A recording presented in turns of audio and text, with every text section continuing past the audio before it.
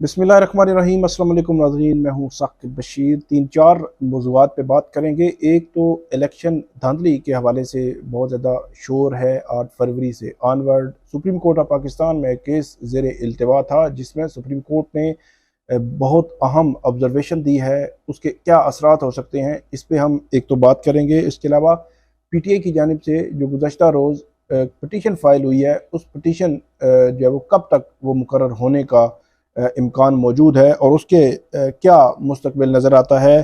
ख़ास तौर पर इलेक्शन धांधली और मैंडेट चोरी के हवाले से PTI के जो इल्ज़ामात हैं, क्या उन इल्ज़ामात को एड्रेस किया जाएगा या यूं ही मामलात आगे चलते रहेंगे। इसके अलावा हम बात करेंगे कि अडयाला जेल से इमरान खान का अहम बयान भी आया है। बैरिस्टर गौहर की आज मुलाकात हुई है। कल डोनाल्ड लू ने जो वहाँ पे कांग्रेस के सामने पेश हुए थे, वहाँ पे जो बयान दिया उस पर बहुत ज़्यादा बहस हो रही है। आज PTI की जानिब से इस्लामाबाद में अलग से भी एक प्रेस कॉन्फ्रेंस की गई। उसके बाद बैरिस्टर गौहर भी मिले इमरान खान से, इससे मुतल्लिक भी हम बात करेंगे। और मुलाकातें जो जेल में हो रही हैं इमरान खान से, उसके अलावा से इस्लामाबाद हाई कोर्ट से एक ऑर्डर आया है और एक सेशन कोर्ट से जो सुप्रिटेंडेंट अडयाला जेल है उनको शोकाज कर दिया गया है। शोकाज क्यों किया गया है, इससे मुतल्लिक। और आखिर में हम एक बात करेंगे कि जो परवेज़ इलाही हैं, चौधरी परवेज़ इलाही, उनके हवाले से बड़ी खौफनाक मेडिकल रिपोर्ट आई है। वो क्या है वो भी आपके सामने रखते हैं। आप हमारा यूट्यूब चैनल सब्सक्राइब करें, बेल आइकन का बटन प्रेस करें ताकि जब भी हम वीडियो अपलोड करते हैं आपको फ़ौरन मिल जाया करे। शुरू करते हैं बात सबसे पहले सुप्रीम कोर्ट से। सुप्रीम कोर्ट ऑफ पाकिस्तान ने एक बहुत अहम जो है वो ऑब्जर्वेशन दी है, ख़ासतौर पर इलेक्शन के हवाले से कि इलेक्शन में क्या जो रिटर्निंग अफसरान हैं या प्रिजाइडिंग अफसरान हैं उनकी जिम्मेदारी क्या होती है और क्या क्या हुदूद व क़ुयूद हैं। अगर वो बाहर उनसे जाएं तो उस हवाले से क्या हो सकता है। सुप्रीम कोर्ट ने अब आज का जो ऑर्डर है सुप्रीम कोर्ट ऑफ पाकिस्तान ने, उसमें इंतखाबात जमहूरियत की असास होते हैं ये कहा है। और ये भी कहा है कि इंतखाबात में हिस्सा लेने वालों के लिए साजगार माहौल की फरहमी नागुज़ीर है।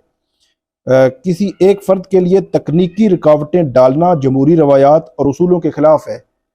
रिटर्निंग अफसर के ईमा पर इलेक्टोरल कवानीन और रूल्स को सवाबदीदी फिल्टरिंग के तौर पर इस्तेमाल नहीं किया जा सकता। ये बहुत इंपॉर्टेंट है कि जो रिटर्निंग अफसरान के ईमा पर जो कवानीन है वो सवाबदीदी कवानीन है, मतलब आज खुद जो वो इस्तेमाल कर सकते हैं, उनको कोई फ़िल्टर करके इस्तेमाल नहीं किया जा सकता कि फ़लाँ जगह वो इस्तेमाल करना है और फ़लाँ जगह इस्तेमाल नहीं करना।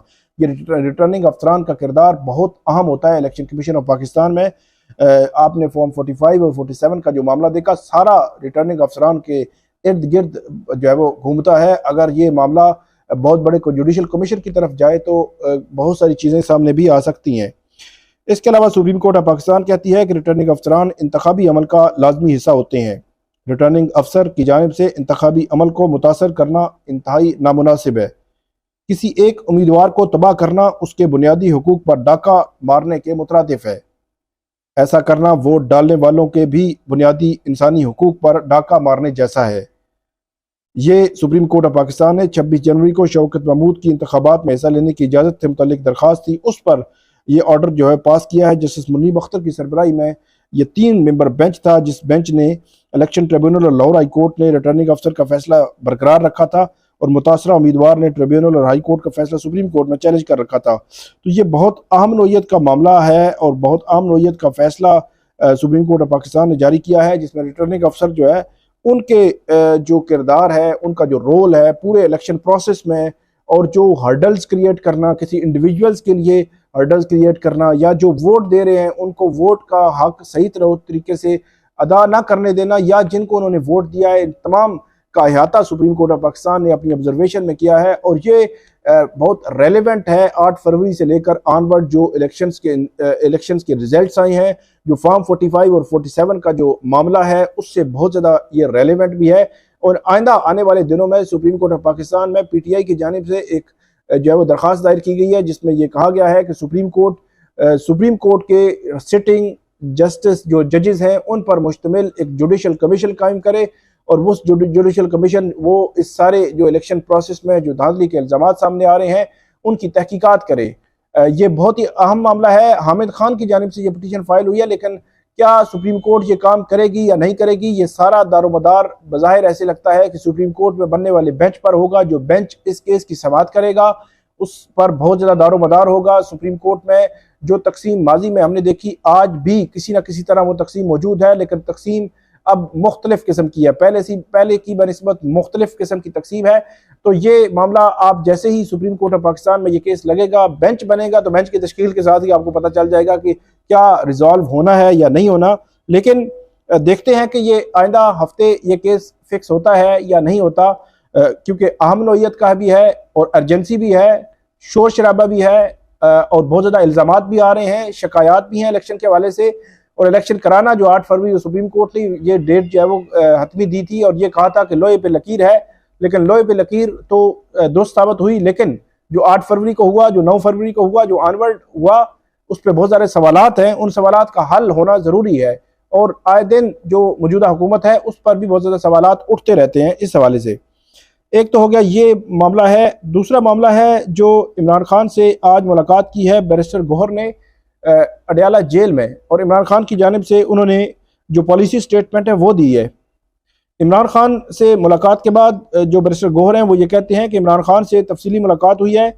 डोनाल्ड लू ने कल जो बयान दिया है इस पर असद मजीद को बयान जारी करना चाहिए। डोनाल्ड लू ने जो कहा वो झूठ है, हम उसकी दोबारा इंक्वायरी का मुतालबा करते हैं। असद मजीद ने डोनाल्ड लू के साथ मीटिंग का इतराफ़ किया है।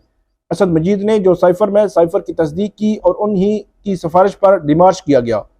डोनाल्ड लू ने साइफर की कंटेंट को मुस्तरद किया है, मुलाकात को भी मुस्तरद किया है। असद मजीद ने साइफर का कंटेंट अदालत में जमा कराया और मुलाकात की तस्दीक की है।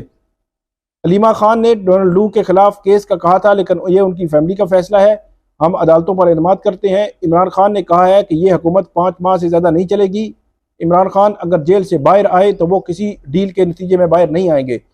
एक तो बैरिस्टर गौहर ने अडयाला जेल के बाहर ये गुफ्तगू की है, और डोनाल्ड लू के हवाले से ये जो पीटीआई की पॉलिसी है वो पॉलिसी बयान दिया है।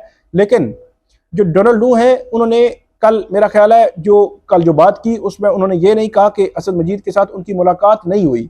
जो कंटेंट था, जो इल्ज़ामात थे, उनकी तरदीद की है डोनाल्ड लू ने। दूसरी जानिब जो सिक्योरिटी काउंसिल की जो मीटिंग थी पाकिस्तान में जब हुई, तो उसमें जो उसका एलामिया था, उस एलामिया के बाद डिमार्च किया गया। तो अगर कुछ भी नहीं था तो डिमार्च क्यों किया गया, ये वो सवाल है जिस सवाल का जवाब बज़ाहिर आना ज़रूरी है। इसके अलावा अगर साइफर कुछ भी नहीं था तो फिर इमरान खान जो है वो जेल में है, सज़ा भुगत रहे हैं, तो ये भी एक अलग से सवाल है। लेकिन पीटीआई ने इसको इस पे मजीद जो है वो जुडिशल कमीशन या इसकी तहकीकात का मुतालबा किया है, लेकिन डोनाल्ड लू इसको मुस्तरद कर चुके हैं गुज़श्ता रोज़ को।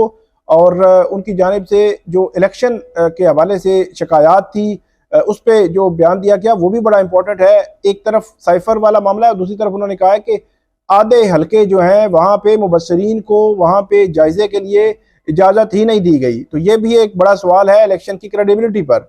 और उन्होंने ये भी कहा कि इलेक्शन कमीशन ऑफ पाकिस्तान जो है वो बहुत ज़्यादा यहाँ पे शिकायत आ रही हैं, उनको देख रहा है, और उस हवाले से इलेक्शन कमीशन में ये एक प्रोसेस है उनका, और कानूनी तौर पर वो प्रोसेस आगे बढ़ाएंगे। लेकिन क्या ये मामला इसी तरह रहेगा या आगे बढ़ेगा, या मजीद कोई इंडिपेंडेंट इंक्वायरी तहकीकात होंगी? मेरा ये ख्याल है कि ये मामला इसी तरह जूं का तूं ही रहेगा, इसमें कुछ भी नहीं होना। इसके अलावा बात करते हैं कि जो मुलाकातें हुई हैं इमरान खान से, मुख्तलिफ मुलाकातें हो रही हैं, उस हवाले से आज इस्लामाबाद हाई कोर्ट में बड़ा अहम जो वो केस था, और उस केस की समाअत हुई है। और जस्टिस अरबाब मोहम्मद ताहिर ने जो अडयाला जेल के हुकाम हैं उनसे एक रिपोर्ट मांगी है, और उस रिपोर्ट में उनको ये कहा गया है कि इमरान खान के खिलाफ कितने मुकदमात हैं और वो कैद हैं, और अदालती अहकामात के बावजूद उनसे मुलाकातें क्यों नहीं करवाई जा रही, और जो इंट्रा कोर्ट अपील में इस्लामाबाद हाई कोर्ट ने डायरेक्शन दी थी उस डायरेक्शन पर अमल क्यों नहीं हो रहा।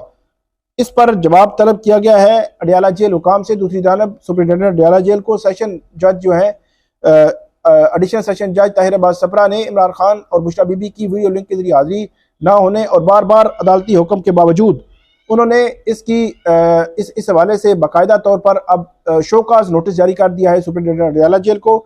उनको कहा है कि आप जवाब दें, वगरना आपके खिलाफ मजीद अदालत देखेगी कि क्या जो कर सकती है। लेकिन ये बड़ा अहम है कि अडयाला जेल के सुप्रिंटेंडेंट, उनके खिलाफ कुछ तौहीन अदालत के केसेस इस्लामाबाद हाई कोर्ट के मुख्तलिफ बेंचेस में भी ज़ेर इल्तमा है, और अब सेशन कोर्ट में भी ये मामला शुरू हो गया है, और जितने भी इल्तवा केसेस हैं उनका ताल्लुक डायरेक्ट इमरान खान के साथ है। इसके अलावा आखिरी जो मामला हमारा है वो है चौधरी परवेज इलाही की मुख्तसरन रिपोर्ट में आपको बताता हूँ। ये मेडिकल रिपोर्ट बड़ी खौफनाक है। ये बताया गया है कि वाशरूम में गिरने से परवेज इलाही की 4 पसलियां टूट गईं, पसलियों में फ्रैक्चर एक्सरे रिपोर्ट में सामने आया है। परवेज इलाही को डॉक्टर्स का 2 हफ्ते आराम का मशवरा दिया गया है। परवेज इलाही को गिरने से सर पर बाएं तरफ नील का चोट भी निशान मौजूद है। वॉशरूम में गिरने से परवेज इलाही के माथे पर भी चोट आई है। परवेज इलाही को बाएं आंख के करीब भी वॉशरूम में गिरने से चोट आई है। परवेज इलाही के बाएं बाजू पर भी चोट लगी है। परवेज इलाही की जो छाती का दायां हिस्सा सूजा हुआ है। परवेज इलाही का बायां घुटना भी वॉशरूम में गिरने से जख्मी हुआ है।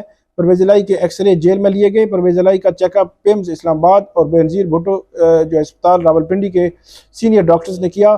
सीनियर डॉक्टर्स की टीम ने जनरल सर्जन, माहिर कार्डियोलॉजिस्ट और दीगर जो है वो शामिल थे। और ये परवेज इलाही को 2 हफ्ते आराम का मशवरा दिया गया है। इस्लामाबाद की इंसदादी दहशतगर्दी अदालत में ये रिपोर्ट जमा करवाई गई है। ये रिपोर्ट बड़ी खौफनाक है। जो भी हो, परवेज इलाही के खिलाफ जो भी इल्ज़ामात हो, परवेज इलाही 70 एज के हैं, साबिक वज़ीर आला हैं और पिछले तकरीबन 2, 3, 4 माह 5 माह से वो केसेस भुगत रहे हैं। लाहौर से रावलपिंडी तक उन्होंने एक से दूसरे से तीसरे, तीसरे से चौथे केस में उनको डाला गया। लेकिन चौधरी परवेज इलाही के खिलाफ मेरे ख्याल में जो राइट्स हैं उनको मिलने चाहिए। तो ये थी आज की हमारी 4-5 खबरें। उम्मीद है आपको पसंद आएंगी। इस पर आप हमें फीडबैक दीजिएगा, कमेंट कीजिएगा। बहुत शुक्रिया।